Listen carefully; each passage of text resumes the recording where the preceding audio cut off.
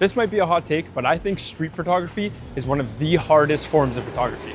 Look around, everything is so busy, there's so much going on, so many things moving, so many colors, so many distractions, and trying to take all that in and take a photo that's visually appealing and has a clear subject or a clear story behind it is really, really hard to do.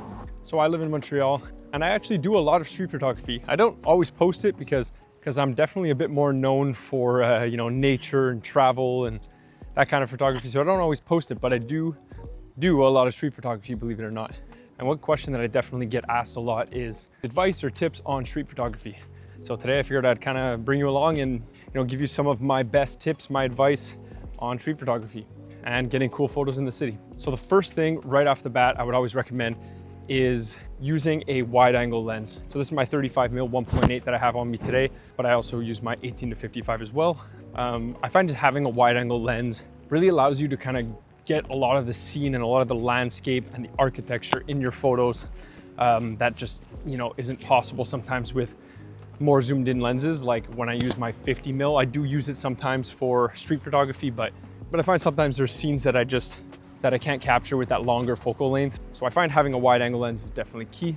Obviously you don't have to use a wide angle lens. There's some people who like using telephoto lenses for street photography for certain types of shots. That's definitely needed or a creative choice. But for people who are just starting out, or the majority of photographers, I'd say, starting with a wide angle lens is pretty clutch. So one of the biggest challenges in street photography, in my opinion, is that everything is so busy. There's a lot of movement, there's a lot of colors, there's a lot of action depending on what time of day you're there. And it can kind of be overwhelming, not only to you, but also to the photos. I find there could be, in street photography, there could just sometimes be too much going on and there's no clear subject and it's really hard to kind of frame and get nice shots when there's just cars and traffic and construction cones and everything everywhere. So that's the second tip today, is frame your shots. Now, whether this be shooting through a fence, shooting through some leaves, framing your shot between two buildings, but essentially whatever you need to do to really hone in and make your photo look a lot cleaner and a lot clearer of a subject.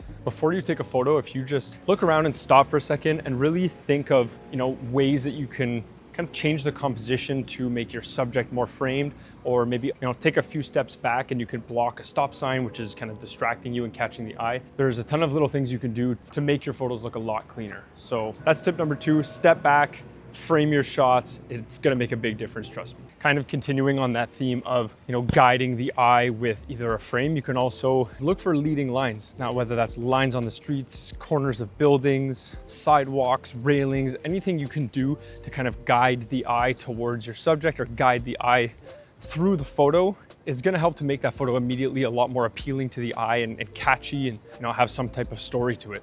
Another way you can utilize this is if you're shooting at night, you can use kind of the darkness of the sky to essentially frame in on one subject, kind of like I did in this photo here. Essentially any way that you can guide the eye towards kind of the main aspect of the photo or different parts of the photo is always gonna help. And another really big challenge with street photography is often photos lacking a clear subject. Now let me be clear, not every photo needs a clear subject, but it's a great way to kind of add something to your photo and really tell a story with it. So be patient and wait for a subject, whether that's a biker going through, a car driving by, a person walking by, or if that's you positioning yourself instead of just taking a photo of a skyline, position yourself so that there's a bench in the foreground to kind of provide layers to the photo and just add that little extra something that kind of just takes that photo up one extra level. A great tip I always tell people is to look for reflections. A little bit easier sometimes when it's raining, but listen, even if you can't find a puddle, you can actually even create your own reflections. If you just bring a little water and pour it at a certain point on the floor, you can shoot through that. You can also look for things like the hood of a car. During sunset, you shoot on that. That's gonna kind of create a reflection. Look for different sources of water, whether that's a little river, or a pond in your city, or pools, puddles, bird baths. You can also shoot through the side mirror of a car. Reflections always make for an interesting photo. Another thing that sometimes people forget to do in street photography is look up.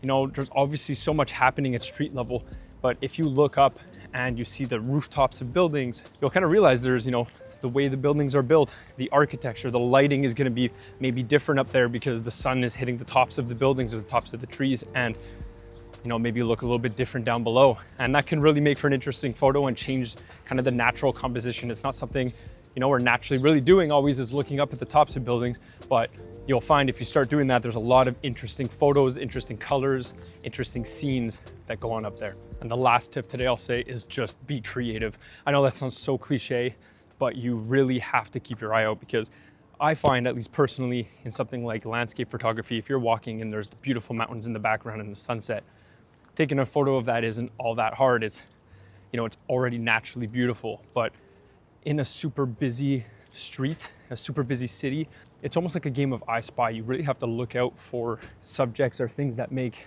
interesting photos. And, you know, it's not always clear. There's so much going on.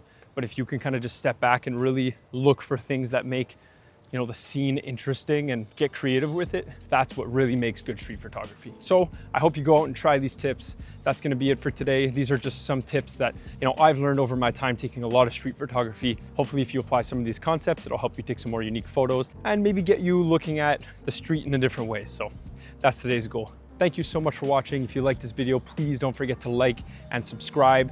It really, really, really goes a long way to support me and my channels. So thank you so, so much to every single person who does that. If you want to check out my Instagram @thesneakylens, all of my photography is there. You can also support me there. That would be incredible. And thank you so much for watching. I'll see you in the next video. Peace.